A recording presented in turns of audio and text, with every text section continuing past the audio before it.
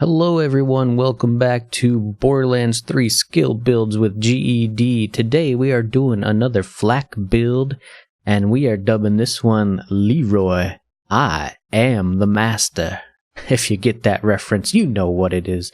Okay, so guys, we're doing the master tree out of the blue tier here. And we're going to have the Skag pet. So we get the loyal Skag companion, which increases your damage by a flat 5%. Can't beat that with a stick, right? And the blue tree action skill is Gamma Burst. You teleport your pet and you deal radiation damage when it attacks. If your pet is dead or down, it will resurrect it at the cost of double the action cooldown time. I don't know why I keep saying school down, and it's just a thing in these videos. Anyways, first tier, Ferocity. Fl4k's pet deals increased damage. Flat 10% per rank. Pretty good. Persistence Hunter increases Fl4k's gun damage and action skill duration. Those are both very good for this tree. Go for the eyes. When Fl4k's pet attacks an enemy, the first melee attack is an automatic critical hit that deals increased damage. So for the first tier, I believe you should max Persistence Hunter, because it's not only improving your damage, it's improving your action skill duration damage. So I mean, you're having your action skill out longer and you're getting more gun damage, which is, not gonna lie, your primary damage in every build with Fl4k. And then you have Ferocity. We're going to dump 2 points in there to unlock the next tier, which makes our pet just deal flat 20% more damage at the moment. Atomic Aroma. When Gamma Burst is active, Fl4k's pet is surrounded by Radiation Aura. Since it's a Radiation Aura and it's just flat damage, yeah, we want it. We want to get that as soon as we can. Next one. Who rescued who? Whenever Fl4k's pet deals damage, Fl4k regenerates health. Whenever Fl4k deals damage, their pet's health is restored. So you're basically healing each other back and forth by doing damage. He bites. When Fl4k's pet takes damage, the pet returns some of that damage to the attacker. This talent right here, it's only 3 points, so you're getting up to 15% damage reflect. This is the one skill in this tree that I think is probably absolutely garbage, because for one, enemies don't always attack your pet, and for two, 15% of whatever your pet's max health is not a lot, especially with the Skag, who seems to be the lowest out of all the health bars for the little pets.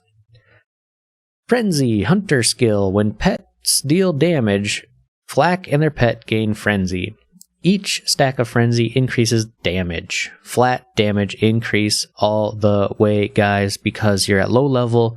You don't need survivability at low level. You need more damage. Enemies don't do enough damage at low level, so might as well just take them out. You now unlock the third tree, and we have a new augment, Empathic Rage. For the duration of Gamma Burst, damage dealt by Fl4k is increased by a flat 20%. Oh man, yes please. That is perfect. Perfect. Because now we have an increased duration of our Gamma Burst, and we have 20% damage while Gamma Burst is active, and our pet is dealing radiation damage. Oh yeah, it's a perfect trifecta of synergy. Psycho Head on a Stick, Hunter skill, Kill skill. Whenever Fl4k kills an enemy, their pet gains movement, speed, and damage. Pretty good. 1 point. Makes your pet better? Yeah, alright. Hive Mind. When Fl4k takes damage, a portion of all the damage is shared to the pet. This is buku survivability, guys. You're just off-putting that damage into your pet, and then, it saves your butt. We also get the first pet, new pet, basically. Fl4k Skag evolves into the Great Horned Skag, which increases damage and gun damage. So might as well upgrade it while you're here, right? It's pretty good. We do have 1 point we have to use before we can get into the next tree line here. So might as well just be healing ourselves. You can go crit damage if you want. We're going to see what happens a little bit later here. Endurance in the 4th tier. When Fl4k or Fl4k's pet kills an enemy while Gamma Burst is active, the duration is extended, and your pet gains more damage. Can stack 5 times. I don't think this is good compared to 20% damage or just a flat radiation aura. I feel like both of these in combination are way better than just extra pet damage. Barbaric Yelp increases the power of pet bonuses gained to Fl4k. So, any bonuses your pet gives you, such as like Frenzy or your basic pet bonuses, well, I don't know if it works with Frenzy, but I know it works with basic pet bonuses, right? Will increase by a flat amount. Mutated defenses. When Fl4k's pet is at low health, it gains damage reduction and generates health.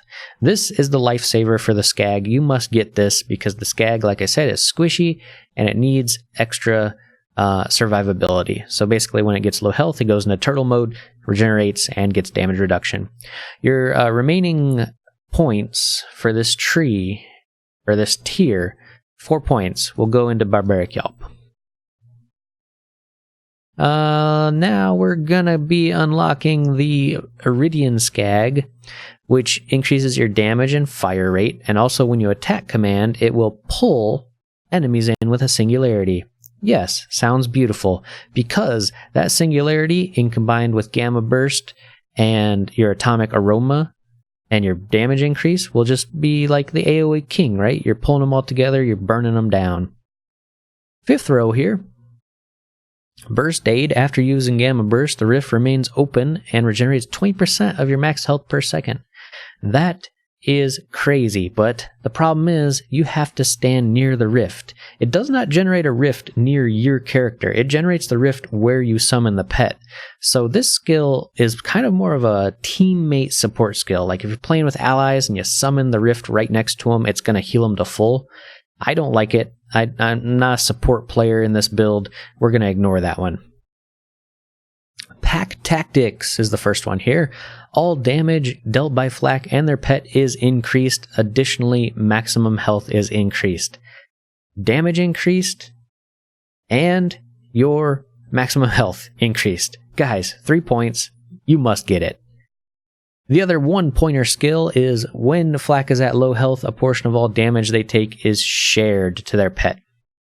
This is going to be in combination with the mutated defenses, so when you get bursted down, your pet takes some of that damage and saves your butt.